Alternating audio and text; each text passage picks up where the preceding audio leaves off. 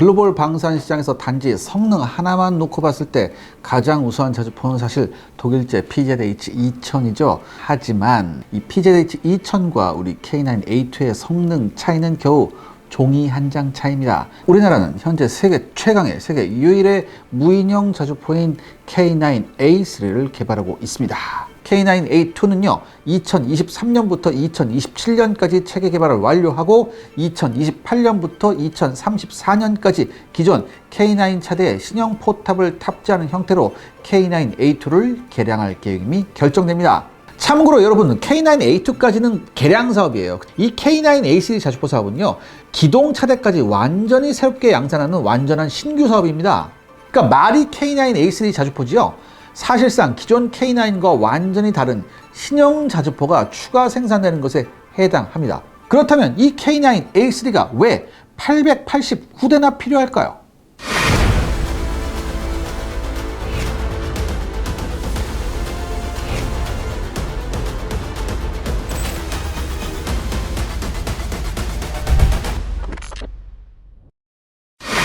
지난 시간에 K9A3가 889대나 필요하다고 하셨거든요. 네, 여러분 2030년대가 되면요 1985년부터 생산이 시작되고 2011년부터 개량된 K55A1 자주포 1180여 대가 퇴역할 시점입니다.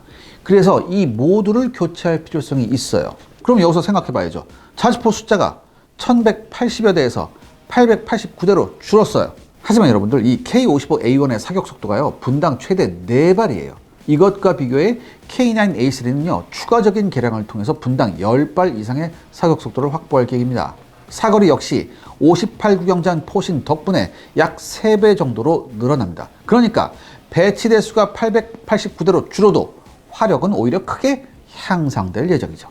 국방과학연구소와 하나에어로스페이스가 선제적인 K9A2 자주포 기술 개발로 큰 성과를 얻었다고 지난 시간에 제가 설명드렸었는데요. K9A3 역시 우리 육군이 정식으로 소요를 제기하기 이전에 국방기술진흥연구소 주도로 다양한 선행연구 사업이 발주돼서요 2022년부터 2028년까지 핵심 기술을 개발할 계획입니다.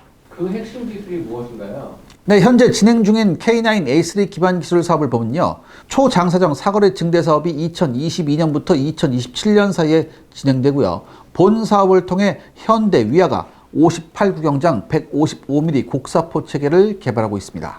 추가에 국방과학연구소와 하나에어로스페이스가 협력해 초장사정 유무인 자주포 개발 사업을 2023년부터 2028년까지 진행할 예정이죠. 그래서 본 사업을 활용해 사실상 K9A3 자주포의 기술 실증령에 해당하는 차량을 2026년 9월에 공개할 계획이라고 합니다.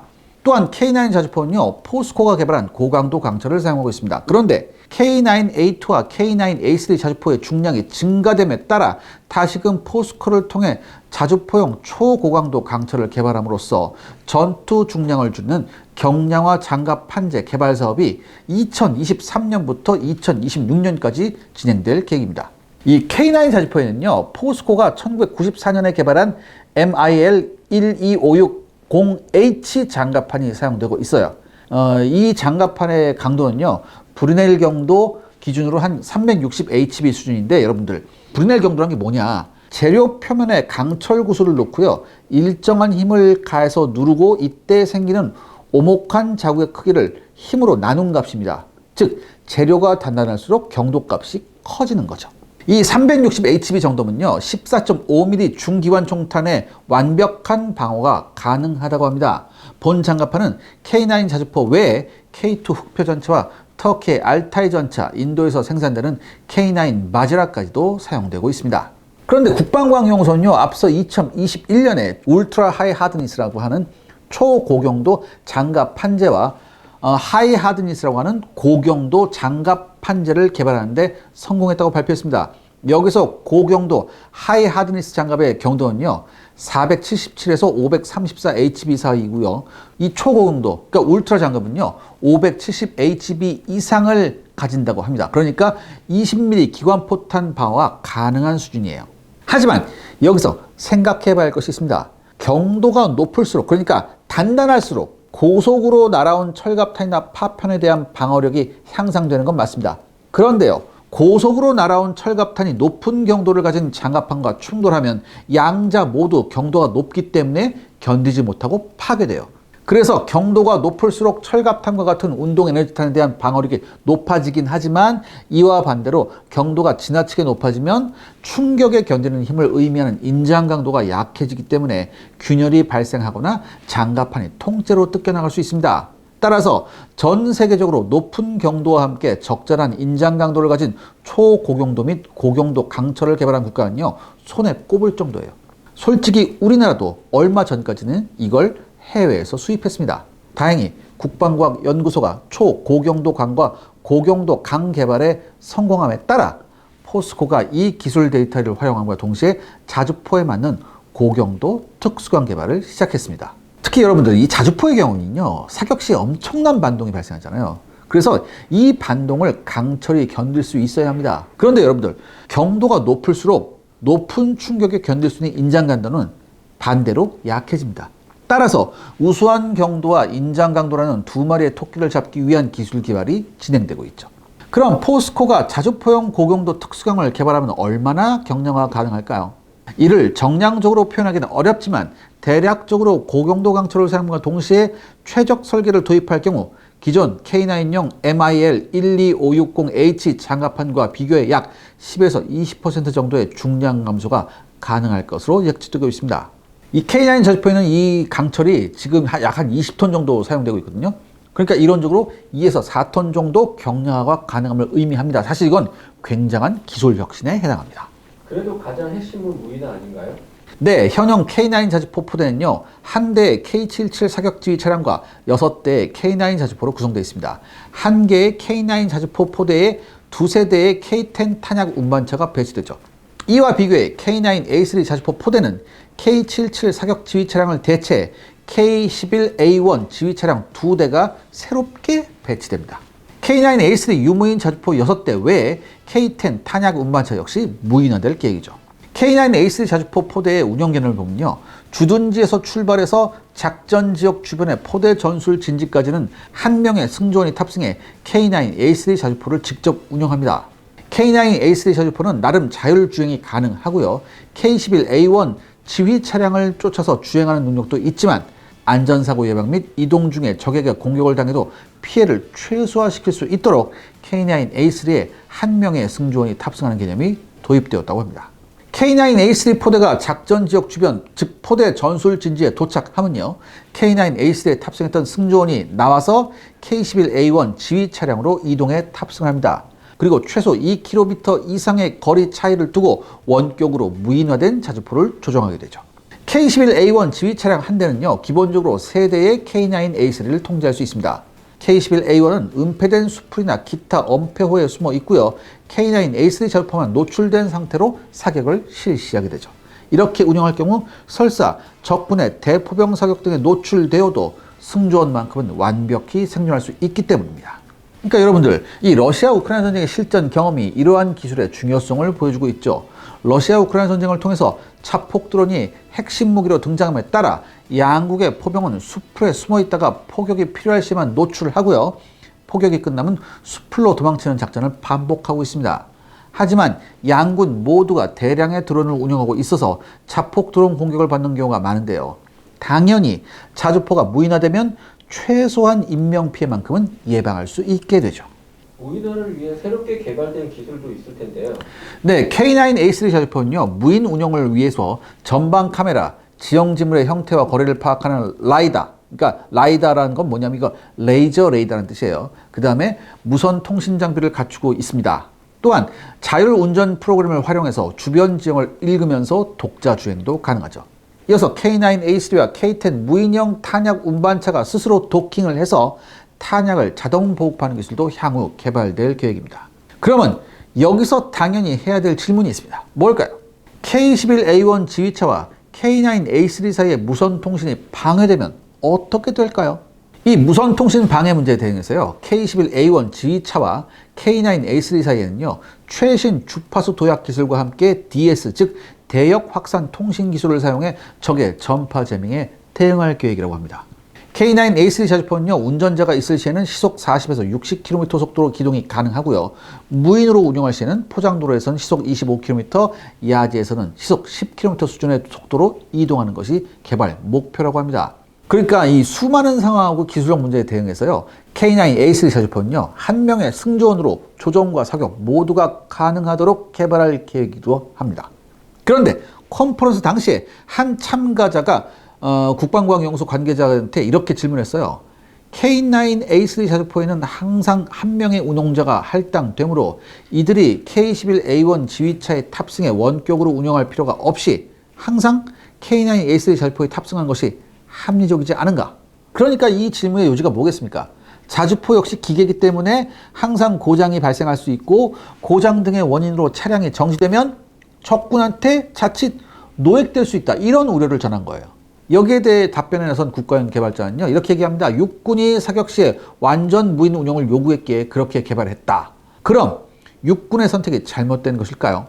제가 앞서 말씀드렸듯이 러시아 우크라이나 전쟁 상황을 보면요, 노출된 자주포는 항상 표적이 됩니다. 그래서 무인 운용 능력이 반드시 필요해요. 다만 무인으로 운영될 경우 적의 해커에 의해 조종 시스템이 탈취당할 수 있고 무인 자주포의 고장이 발생하면 그만큼 적의 노획당하기도 사실 쉽습니다.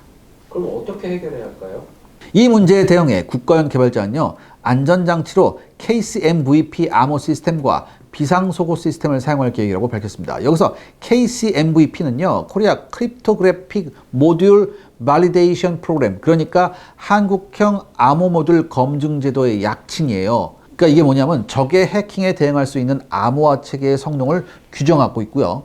K9 A3 자주포는 이 규정을 지킬 예정이라고 합니다. 또한 K9 A3 자주포가 피격되거나 고장 혹은 탈취될 우려가 있다면 비상소고 시스템을 가동해서 운용 소프트웨어를 초기화시킴으로써 그냥 고철로 만들 수 있다고 합니다. 그러니까 여러분, 우리 예전에 뭐 미션 임파서블 보면은 뭐 이렇게 듣다가 이렇게 하면 뭐 5초 후에 파괴됩니다. 그런 것 같아요. K11A1 지휘 차량이 파괴되거나 고장이 나면 K9 A3 자주포는 어떻게 운영을 하나? K11A1 지휘 차량은요, 기본적으로 세대의 K9 A3 자주포를 운용하지만 필요하다면 K11A1 지휘 차량 한 대가 6대의 K9 A3를 운영할 수 있는 능력을 갖출 계획입니다. 그리고 비상 상황 시에는 한 대의 K11A1이 최대 1개 대대, 그러니까 18대의 K9 A3를 제어해서 제한적이나마 운용할 수 있는 체계를 갖출 계획이라고 밝혔습니다. 국가형 개발자는요, 설명을 마치면서 전 세계적으로 수많은 무인형 장비가 개발되고 있지만 유무인 복합형 자주포가 개발되는 사례는 현재로서는 우리 대한민국이 유일하다고 언급했습니다. 사거리 증대는 어떤 신기술이 들어가나요? 네, K9 A3의 가장 큰 외견적인 차이점은요, 길이가 무려 9m에 달하는 58 구형장 포시입니다. 여기서 58 구형장 포시는요, 미국이 XM1299 차기 자주포를 개발하면서 채택한 이후 한국 역시 동일한 규격의 포신을 선택했죠. 현재 현대위안은요, 2022년 9월부터 2027년 8월까지 무려 496억 원을 투입해서 58 구형장 포신 시제품을 개발함으로써 그 사거리를 현재 40km에서 80km 수준으로 늘리는 개발 사업을 진행하고 있습니다. 그런데 여기서 변수가 발생했어요. 미국이 58 구형장 포신을 테스트한 과정 중에서 심각한 포신 강선 이상 마모 현상이 발견된 겁니다. 결국 미국 기술진들이 이를 해결하지 못함에 따라 현재 XM1299 차기 자주포 개발 사업은 잠정 중단된 상태죠. 그럼 우리나라도 함께 중단할까요? 관계자한테 질문을 해보니까 우리나라는 계속 개발을 진행할 것이라고 얘기했습니다. 현대위아 관계자는 전투기와 같은 항공무기는 확실히 미국이 앞서 있지만 자주포나 곡사포 기술에서는 오히려 우리가 한 수 위라고 설명했습니다. 그래서 포신을 담당한 현대위아, 포탄을 담당한 풍산에서 58 구형장용 포신과 포탄을 개발하는 사업을 진행하고 있고요. 미국 XM1299 자주포에서 발견된 문제점을 해결할 여러 신기술들이 개발되고 있다고 합니다. 다만 그 내용이 굉장히 난이도가 높아요. 그렇기 때문에 만약에 우리 구독자 여러분들이 원하신다면 이를 되도록 자세하게 설명하는, 쉽고 자세하게 설명하는 특집을 준비해 보고자 합니다. 우리 샤를의 군사연구소는요, 여러분들의 구독과 응원을 통해 만들어지고 있기 때문이죠. 시청자 여러분들의 구독과 좋아요는 영상 제작에 정말 큰 도움이 됩니다. 여러분들 부탁드리겠습니다. 구독과 좋아요. 오늘의 결론은요? 러시아 우크라이나 전쟁의 여파로 세계 각국, 특히 유럽을 중심으로 국방비가 굉장히 큰 폭으로 증가하고 있습니다. 뿐만 아니라 징병제를 부활하려는 움직임까지 있죠. 그런데 이런 국방비 증액의 상당 부분이 바로 포병 화력 강화에 맞춰져 있습니다. 전쟁에서 그 위력이 여실히 드러났기 때문이죠. 현재 글로벌 방산 시장에서 가장 돋보이는 자주포 체계는 누가 뭐래도 우리 K9 시리즈입니다. 성능, 가격, 운영 유지, 양산 속도, 그리고 배송 측면에서 압도적이죠. 솔직히 넘버원으로 우뚝 서 있는데요. 세계 최고의 성능으로 1위를 탈환하려는 PZH 2000의 기세도 만만치 않습니다. 그리고 지난 영상에서 말씀드렸듯이 후발주자의 추격도 매섭죠. 따라서 우리는 끊임없는 기술 혁신으로 이 모두를 따돌려야 합니다. 이 모든 역경에도 불구하고 우리 K9 A3는 이제 압도적 기술력과 성능으로 세계 자주포 수출 1위의 자리를 굳건하게 지킬 겁니다. 전 믿어 의심치 않아요. 그리고 이렇게 돼야 비로소 우리 방산은요, 더 이상 가성비가 아닌 제대로 된 대접을 받을 수 있습니다. 여러분, 사실요, 가성비는요, 양날의 검입니다. 솔직하게 말해 제품의 성능에 비해 값이 싸다는 얘기죠. 왜 세계 최고 수준의 물건을 싸게 팔아야 해요? 제값을 받아야죠. 이제는 넘사벽의 품질로 제값 이상을 받는 K방산으로 나아가야 합니다. 전 세계에 더 이상 싸고 좋은 물건은 없다는 것을 이제 우리가 보여줄 차례입니다. 오늘은 정말 감동적인 실화를 전해드리려 합니다. 최근 아프리카에서 한국을 향한 찬사가 이어지고 있습니다. 그리고 그 이후에는 평범한 한국 국민들의 영향이 정말 컸다고 전해지는데요. 아프리카 대륙의 에티오피아 해당 국가는 70여 년 전까지만 해도 우리 한국보다 더 잘 사는 나라였습니다. 하지만 현재는 최빈국 중 하나로 많은 사람들이 어려운 삶을 살아가고 있는데요. 특히나 6.25 전쟁에 참전했던 에티오피아 참전 용사들은 전쟁 이후 에티오피아 내 공산주의 정권에 들어서면서 한국의 자유를 위해 싸웠다는 이유로 재산을 몰수당하고 고문을 당하는 등 고난의 세월을 겪어야만 했습니다. 지금도 한 끼 식사를 해결하기조차 어려운 극빈한 삶을 살아가고 있죠. 그런데 말이죠, 우리는 이분들을 잊으면 안 되잖아요. 그런데 이걸 생각이 아닌 행동으로 보여주는 한국인들이 있습니다. 얼마 전 에티오피아의 생존한 참전용사 전원에게 쌀을 지원한 한국 기업이 그 주인공인데요. 바로 인프레시라는 회사입니다. 이들의 행보는요, 에티오피아 현지 신문에 한 면 크게 보도될 정도로 엄청난 주목을 받았는데요. 바로 작년이었죠. 인프레시는 2023년 6.25 전쟁 기념 행사로 현지를 방문했다가 돈이 없어서 시력을 잃어가는 참전 용사를 발견했고 그 즉시 지원을 결정하며 불과 3주 만에 에티오피아로 돌아가 참전 용사와 그 가족 수십 명에게 안 검진 및 수술을 지원했습니다. 당시 정말 오랜만에 그 병원이 붐빌 정도로 현지 내 큰 이슈가 되었죠. 그리고 그 인연을 꾸준히 이어와 올해 연말 그들에게 산타클로스가 되어 참전용사 가족 모두에게 쌀을 지원한 것입니다. 참전용사들은 우리를 잊지 않아줘서 고마워요. 마음에 깊이 새길게요. 나를 또 찾아와 줬군요. 정말 감사합니다라고 고마움을 전했습니다. 참전용사들은 단 한 번의 지원이 아닌 꾸준히 자신들을 위해 찾아와주는 한국인들에게 깊은 감동을 받았고요. 정전 이후 고된 삶에 대한 조금의 보상을 느꼈다고 합니다. 인프레시는 올해 국내뿐 아니라 해외 참전 용사들의 수십 년분 소망에 놀라울 정도로 다방면의 지원을 했습니다.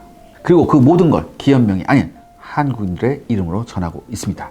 정말 전례 없는 행보인데요. 제가 요새 애용하고 다니는 아이템이 하나 있습니다. 바로 인프레시 태극기 키링인데요. 단순한 키링이 아니라 참전 용사들의 전쟁 당시 서명을 그대로 구현하는 것이기에 다른 어디에서도 찾아볼 수 없는 디자인이고요. 또한 정말 한 글자 한 글자 이 서명을 재현하기 위해 장인과 긴 시간 협업한 결과물이라 품질 또한 뛰어납니다. 가방이나 휴대폰, 차키 등 걸어두면요, 세련되면서도 상징성이 있어 아주 참 좋더라고요. 또 수익금 일부가 참전 용사님에게 후원되고 실제 정말 후원을 진행했다는 공지가 자주 올라오기에 더 믿음이 갑니다. 시청자 여러분, 올해가 끝나기 전 저와 함께 이 좋은 일에 동참해 보시는 건 어떨까요? 더 많은 참전 용사님들께 큰 힘을 보탤 수 있을 것입니다. 고정 댓글에 관련 링크와 자세한 내용을 남겨둘 테니 꼭 한번 확인해 주세요. 청춘을 바친 참전 용사님들이 이제는 90대가 되셨습니다. 그분들께 보답할 시간이 얼마 남지 않았습니다. 많은 관심과 응원 부탁드립니다. 감사합니다.